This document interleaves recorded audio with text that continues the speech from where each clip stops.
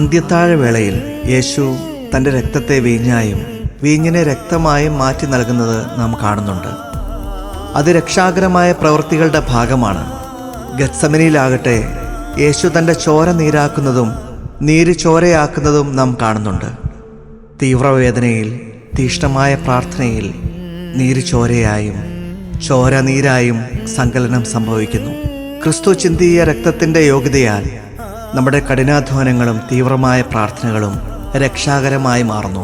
ആമേൻ. നീണമണിഞ്ഞ കാൽപ്പാടുകൾ പിന്തുടർന്നു ഞാൻ വന്നു, ക്രൂശിൽ പിടയും യേശുവേ നിൻ മിഴികളിൽ നോക്കി നിന്നു.